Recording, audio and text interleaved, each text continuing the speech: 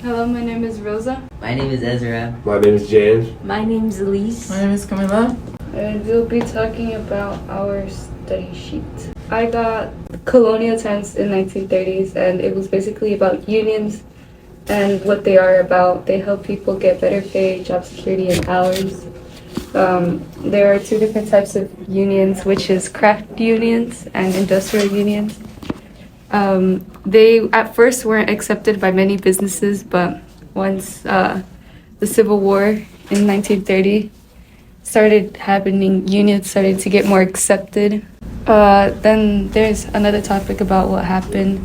Ever since the 1930s, there was the Great Depression, and during the Great Depression there was 1/4 of workers going without a job, and their pay was 55 cents. And some places even got to 5 cents.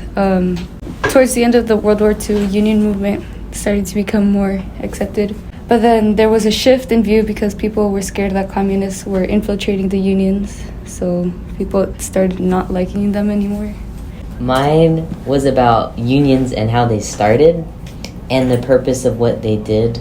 So it was more of like a short history of how union organizations began and then how they joined the industry that wanted to stop unions because they were telling people that they were more of what they were worth. So they ended up joining the coalition and then they disbanded, and now they do separate things. So the one that didn't like unions is now lobbying politicians, and the one that started union is now the Change to Win Coalition, which is recruiting new union members. And then the rest of it was basic statistics of different types of unions and the basic demographics of the people who are a part of unions. So it explained like 3 different types of unions. So union shop, modified union, and agency shop. And union shop is basically when people only hire people in unions, and then there was a law that was made to prohibit that, but a lot of people still do that. And then modified unions, which means that you don't have to be a part of a union to be hired, but you have to be in one when you get hired, and you have to stay like that until you are no longer employed. And then an agency shop is when you don't have to be in a union, even when you're getting hired or when you stay employed, but you have to pay the benefits of being a part of unions and follow the regulations of what it is to be in the union. The statistics about union workers were who makes up the majority of unions. So I found out that men are more dominated in unions, and one of the most dominating groups is Black people, and the most likely group of people that are to be unioned are Asian Americans. Then it also explained that Alaska, Hawaii, and New York are the most unionized states, where it's 1 in 5, and Arkansas, North Carolina, and South Carolina are the least union rate, which is 1 in 30. Well, mine was about the federal minimum wage, and it mentioned the decline of influence and how today the economy, there's a decline in union membership influences. Reasons for the union's decline.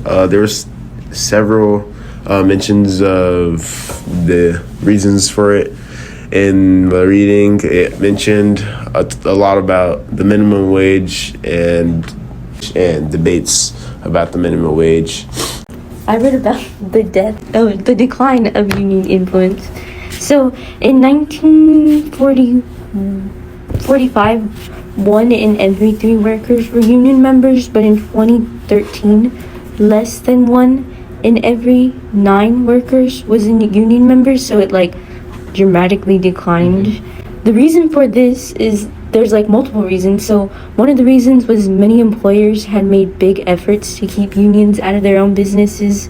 Some hired other people to make plans to keep out unions and even create reward systems for their workers so they wouldn't band together and try to create unions. Lots of new additions were going into the workforce around this time, so their jobs weren't permanent. They were more I'm taking this job part-time and then I'm going somewhere else. So they never had time to join unions either. A lot of the unionized products that were produced from these unions were a lot more expensive. So most people were just not buying these products and buying from places that were ununionized. So businesses that had their own unions were closed. Their wages would stay low for the unions, and then they would also, some would just claim bankruptcy, which would get rid of the labor contract completely.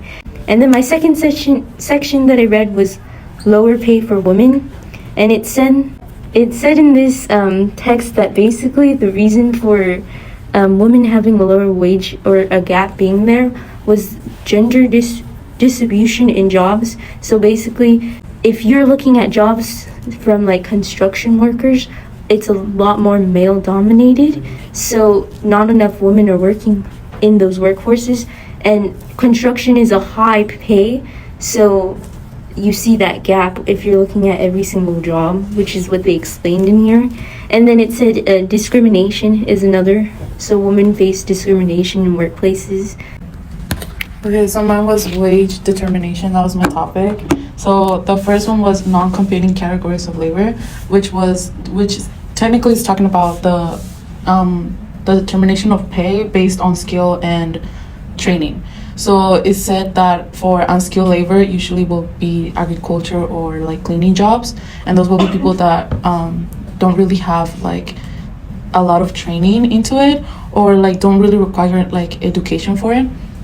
And for a professional labor, it's more like if you invest, your pay will be higher because you're investing more on like education and stuff like that.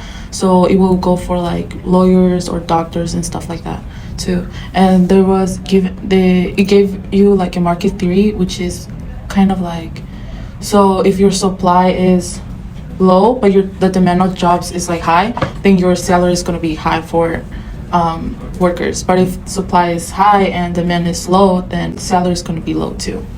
And there was also one that the signaling theory, which was where employers are willing to pay their workers for like based on the education they have, so like a diploma, certificate, and stuff like that.